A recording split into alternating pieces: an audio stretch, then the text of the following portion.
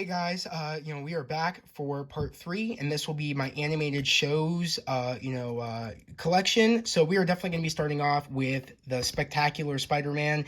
This is a Spider-Man show that I literally used to get Scotch tape, literally put it around the one banister I had, and literally used to run around swinging, pretending I was Spider-Man. Like, this was the show that really got me into Spider-Man. Along with, of course, I love, the animated Spider-Man series. I literally love that. I love that show. That 1984, or not? Yeah, I think it was I forget when it is.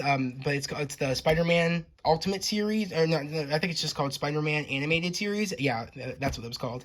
But I love that show as well. But there's just something special about the Spectacular Spider-Man. It's about the animation. It's about how it feels very iconic. Like they really like you really can tell that they really respect the lore from the comics and stuff in this show. But it's just honestly the theme song of the show, the way the animation is in this show, and also the way that Peter Parker acts in the show. I would say this is the closest adaptation of theoretical Spider-Man, how Spider-Man should be. This is that show. And I feel like all the new stuff that they've had as Spider-Man lately, I feel like is literally based off of this show. Like Tom Holland's Spider-Man, I feel like is the closest based off of this show, especially because the one outfit Peter Parker wears in the show is literally the outfit Tom Holland wore in Spider-Man Homecoming, with the blue sweater with the collared button up underneath. That is literally this Spider-Man, and I feel like that's the closest we've ever gotten to a live action Spectacular Spider-Man. But they didn't quite nail it, because that was a building up to Spider-Man becoming Spider-Man in the Tom Holland movies. But this Spider-Man is already Spider-Man, and he's already taken on the responsibility. But we even see the struggle he has of being Spider-Man and being Peter Parker, same as how we see it with Tom Holland. So I would say Tom Holland Spider-Man is literally based off of Spectacular Spider-Man, the show. Literally the closest based I can really think of that they had inspiration off of. But literally, I love this show. I love the theme song. I love the way it looks. This show literally is the best Spider-Man cartoon besides the Spider-Man animated series. I would put this even over the Spider-Man animated series, but that's just me. This was my version of the Spider-Man animated series, even though I love that series. There's something about this one show, this one animated Spider-Man series, I feel beats all of them. Along with, I love the Spider-Man Ultimate series, the Ultimate Spider-Man series starring Drake Bell, which that's a little dicey. I don't want to really get into talking about Drake Bell, but I also love that series as well. That was on Disney XD. I feel like that's probably the second best besides the animated series.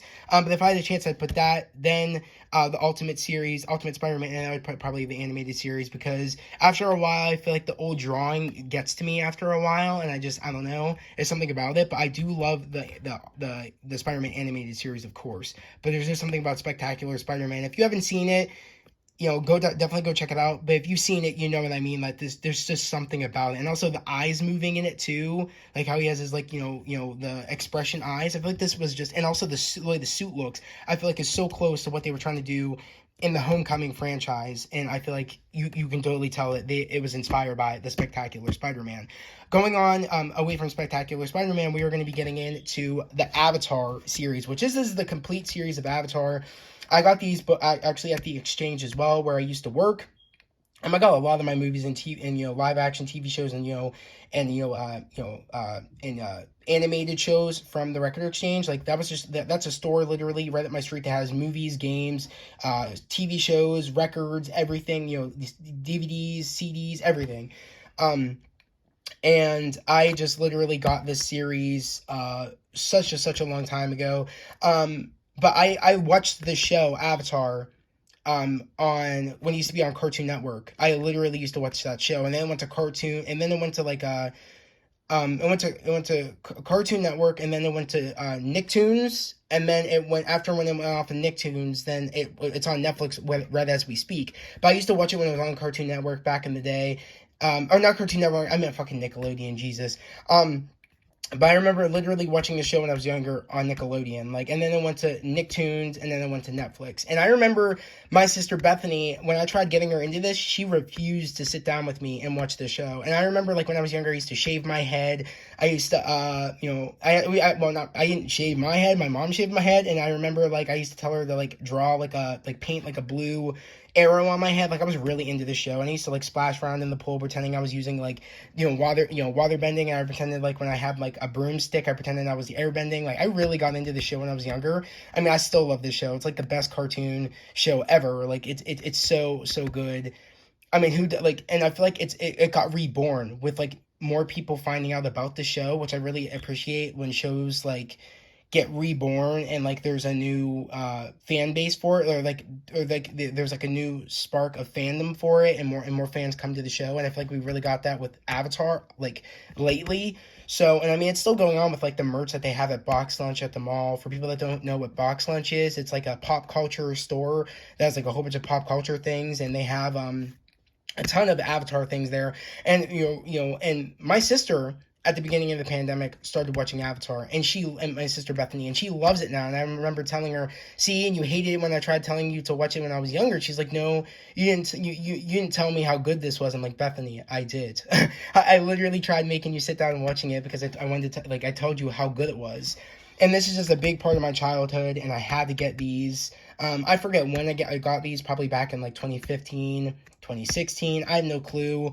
I don't quite remember, but this was a show that was my favorite show on Nickelodeon. Like, this was my show, and it still is. I love the show. I watch it occasionally, time to time. I watch it on Netflix just because it's on Netflix, but I love how I have these books. I love that. So, you can't go wrong with Avatar. If you know, you know. Like, who hasn't watched Avatar yet? And if you haven't watched Avatar yet, I definitely recommend you watch Avatar because it is sick. But going on to my other animated shows or cartoons, we're going to be going on to The Simpsons. So I have the complete first season of The Simpsons. I have the complete second season of The Simpsons, and I have, of course, The Simpsons movie. I do not have the other, seasons of Simpsons because there's just so many seasons of Simpsons. It's insane. I remember getting these probably like back in, I want to say maybe 2010, 2012. I think it was like 2010, maybe 2009. Who knows? But I remember getting these because my nephews watch Simpsons, and that's how I got into Simpsons. So, you can't go wrong with Simpsons. Simpsons is such a huge IP of Fox, and it's just so good.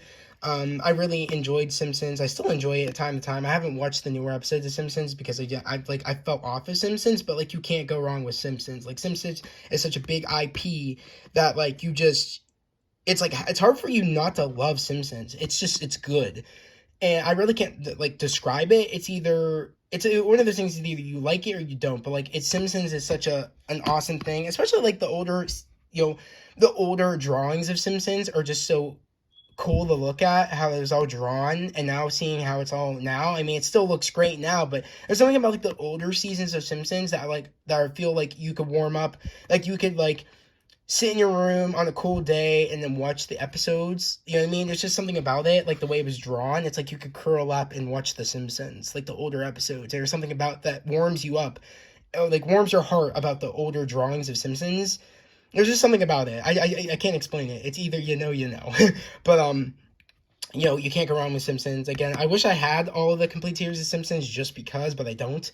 So I only have season 1 and 2, and then that was pretty much it. But I haven't watched Simpsons in a minute. I remember when I went to Universal, the first place I wanted to go was the Simpsons, part of Universal. And I remember getting the big donut, of course, like the big iconic, pink donut with, rainbow sprinkles.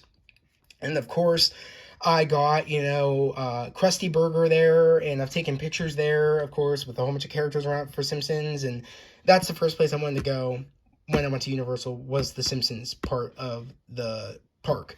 Going on to the next show is Futurama. And I have volume 2 of Futurama. Again, I forget. I don't know how they do this for Futurama. I think this is just volume 2. I don't think I have volume 1. Again, I don't know how they do their seasons 1, 2, 3, and whatever. I think they just do, like, volume 1, volume 2, volume 3. But this is literally what it is. It's like volume 1. Yeah, it's like volume 1, volume 2, disc 1. So I don't know. So I have volume 2. And I think there might have been a volume 1 and then volume 3 and whatever. But I have a couple of Futuramas. And of course I have Futurama, Bender's big score, which I remember loving this movie that they had. Or I think this is a movie, if I'm correct. Again, I don't remember because I've not watched, Futurama in a big minute.